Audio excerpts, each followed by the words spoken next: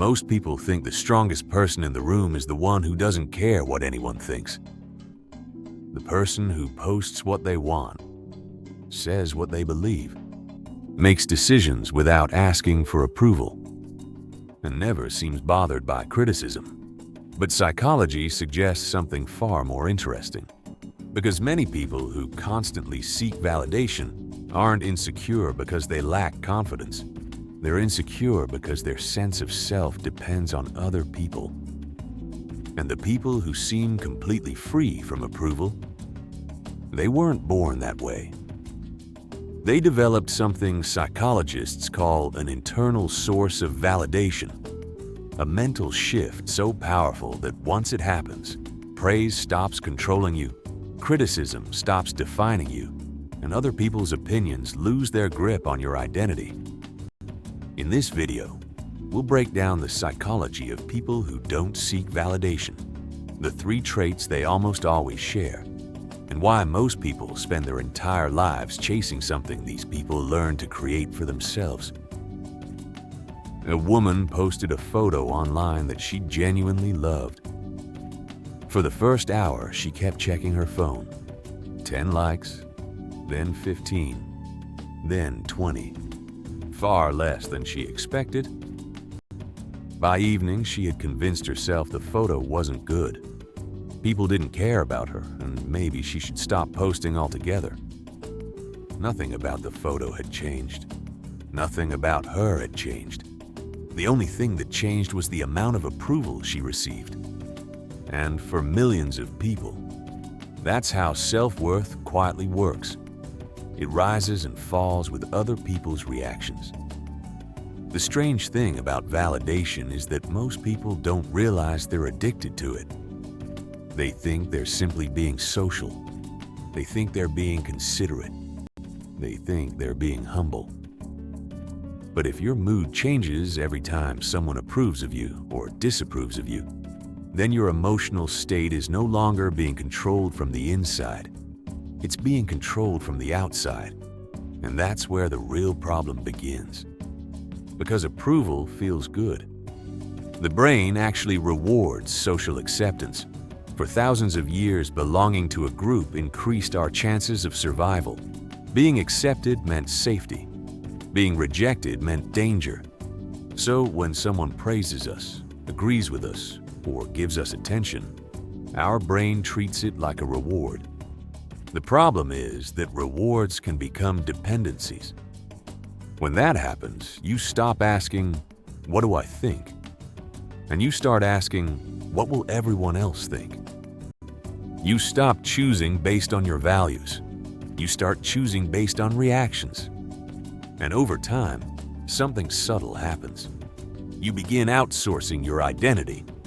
That's why some people can receive 100 compliments and still feel insecure. The compliments were never the solution. They were simply temporary relief. Because external validation works a lot like drinking salt water. The more you consume, the thirstier you become. Which brings us to a fascinating question. If validation is such a powerful human need, why do some people seem completely unaffected by it? Why can some people receive criticism without falling apart? Why can they disagree with the crowd without feeling guilty? Why can they walk away from approval and still feel secure? The answer isn't confidence, at least not in the way most people think. The answer is internal validation. Internal validation doesn't mean you stop caring about people. It means other people's opinions stop becoming the foundation of your self-worth. Think about it this way. Imagine 2 houses during a storm. One house is built on shifting sand. The other is built on solid rock. When criticism arrives, both houses experience the same weather, but only one of them collapses. People who rely on external validation build their identity on changing opinions. People with internal validation build their identity on something much more stable: their values, their character, their understanding of who they are. And psychology gives us some clues about how this happens. The first clue is something called locus of control. This is the belief about where the control of your life comes from. People with an external locus of control often feel that their happiness depends on circumstances, approval, recognition, or other people. People with an internal locus of control see themselves as the primary driver of their choices and actions. Notice the difference. One person asks, "Do people approve of me?" The other asks, "Am I acting in alignment with who I want to be?" It seems like a small shift, but it changes everything. Because when your focus moves inward, criticism becomes information instead of a verdict. The second clue comes from attachment. Many psychologists believe our earliest relationships teach us what love feels like. When approval is inconsistent, unpredictable, or conditional, some people learn a dangerous lesson. They learn that acceptance must be earned, that they must perform to be valued, that they must please others to feel safe. These patterns often continue into adulthood. The adult may look successful, confident, popular, but underneath they are still chasing the approval that once felt uncertain. People with more secure attachment tend to develop a different belief. They learn that their worth exists before their performance, that they can make mistakes and still be accepted. That disagreement is not abandonment, and that changes how they move through the world. But there's one more piece of the puzzle, and this might be the most important one. Psychologists call it self-concept clarity. In simple terms, it means knowing who you are. Most people think identity is something they discover. In reality, identity is something they define. People with low self-concept clarity often adapt themselves to whoever they're around. They become different versions of themselves in different situations. One opinion at work, another with friends, another online. They're constantly adjusting, constantly scanning, constantly wondering how they're being perceived. But people who don't seek validation tend to have a much clearer picture of who they are. Their values remain consistent. Their beliefs remain stable. Their behavior doesn't swing wildly depending on the audience. Which leads us to 3 traits you'll often notice in people who don't need approval. First, they're comfortable disappointing people. Not because they're selfish, not because they don't care, and not because they enjoy upsetting others. It's because they've accepted something most people spend years resisting. Every meaningful decision disappoints someone. If you choose your career, you might disappoint your parents. If you set boundaries, you might disappoint your friends. If you leave a toxic relationship, you might disappoint the person who benefited from your silence. If you follow your values, you'll eventually clash with people who want something different from you. There's no path through life that keeps everyone happy. The only question is who absorbs the disappointment. Most people who seek validation absorb it themselves. They say yes when they want to say no. Stay quiet when they want to speak. Follow the crowd when they want to walk away. And slowly they begin abandoning themselves to avoid upsetting other people. Psychologists sometimes refer to this as people-pleasing behavior. On the surface, it looks kind, but underneath it's often driven by fear. Fear of rejection, fear of criticism, fear of not being liked. People who don't seek validation understand something different. They understand that disappointment is not the same thing as rejection. Someone can disagree with you and still respect you. Someone can be upset with you and still love you. Someone can dislike your decision without changing your worth. That realization is incredibly freeing, because once you stop treating every disappointed reaction as a threat, you stop making decisions based on keeping everyone comfortable. You start making decisions based on what is true, and ironically, that's often when people begin respecting you more, not because you became harder, but because you became clearer. You stopped asking, "How do I make everyone happy?"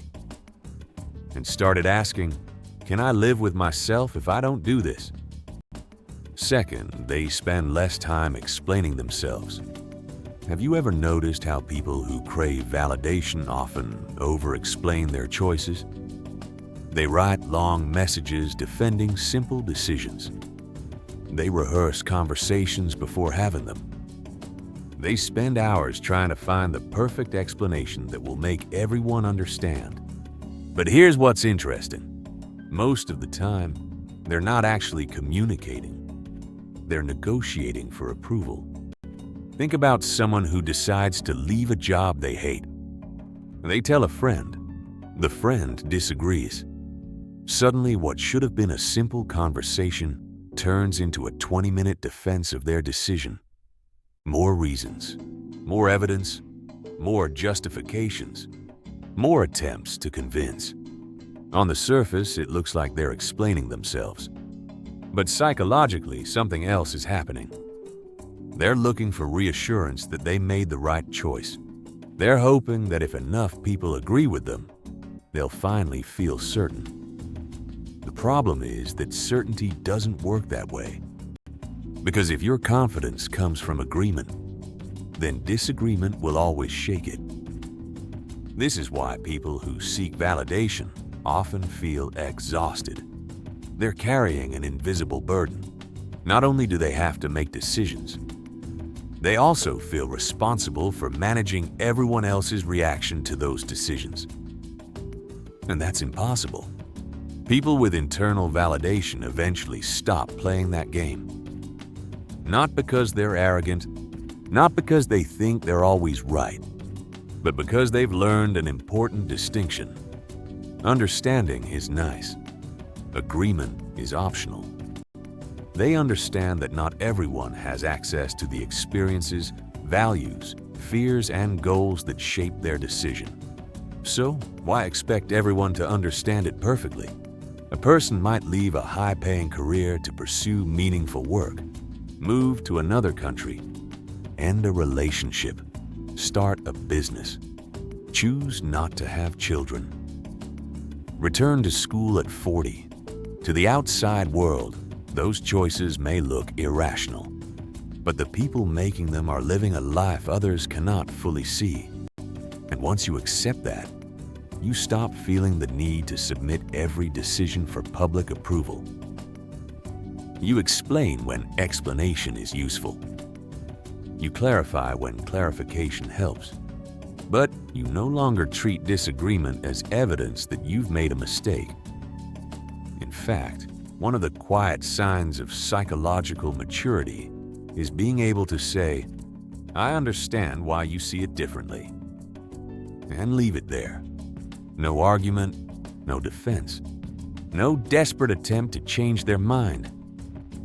Because when you truly trust your own judgment, you stop needing everyone else to trust it too. And that's often when people become most comfortable in their own skin.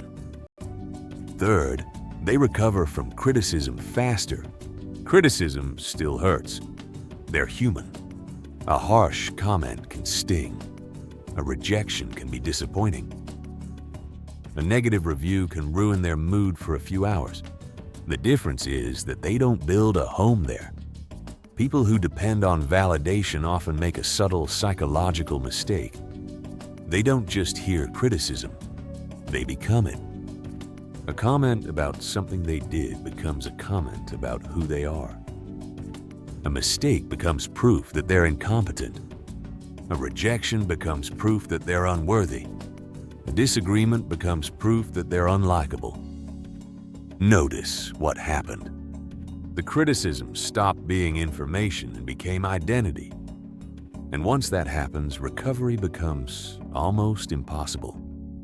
Because you're no longer dealing with a single negative comment. You're dealing with a threat to your entire sense of self. This is why one piece of criticism can outweigh 100 compliments. The mind starts searching for evidence.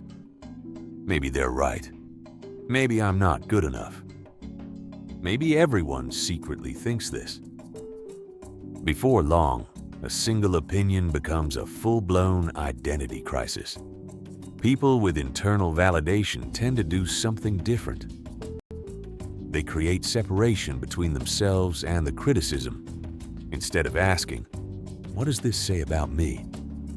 they ask, "Is there anything useful here?" That's a completely different conversation.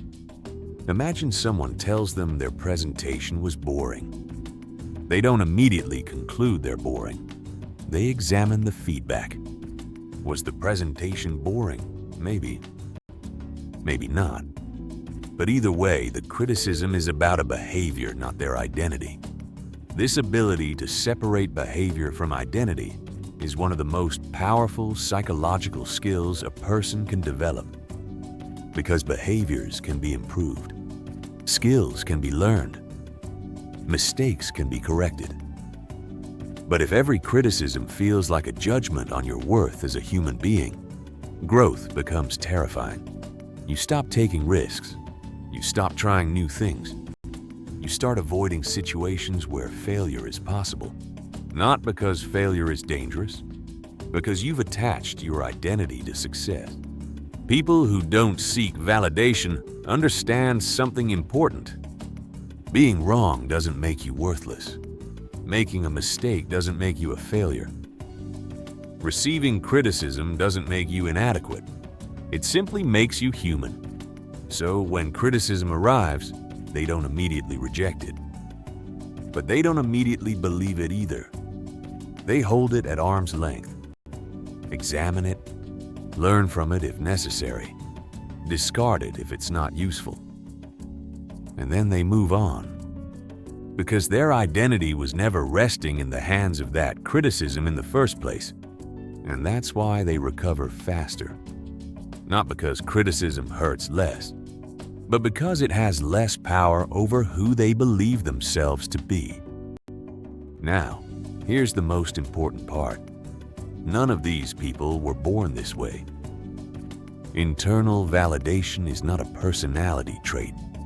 It's a skill, a psychological skill, one that can be developed. Every time you make a decision based on your values instead of approval, you strengthen it. Every time you tell the truth instead of performing for acceptance, you strengthen it. Every time you choose authenticity over applause, you strengthen it. Little by little, you stop needing other people to tell you who you are, because you already know. So here's a challenge.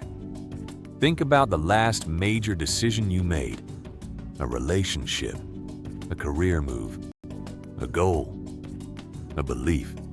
Ask yourself one uncomfortable question. Would you still make that decision if nobody approved of it? Because the answer might reveal whether you're living from validation or from conviction. If you enjoy exploring the hidden psychology behind human behavior, subscribe to The Wired Mind. Every week, we break down the patterns, motivations, and unconscious forces that shape the way people think, feel, and act. Because understanding people starts with understanding ourselves. And before you go, there's something worth thinking about. People often assume that someone who doesn't seek validation must be incredibly confident. But that's not always true. Sometimes the person who stops looking for approval has developed a strong sense of self. And sometimes they've simply withdrawn from people altogether. From the outside, those two people can look almost identical. One has found inner security. The other is protecting themselves from disappointment. If you've ever wondered why some people slowly disappear from friends, family, relationships, and even entire social circles, watch the video on your screen now. It explores the psychology of people who disappear from everyone, and it might completely change the way you interpret silence.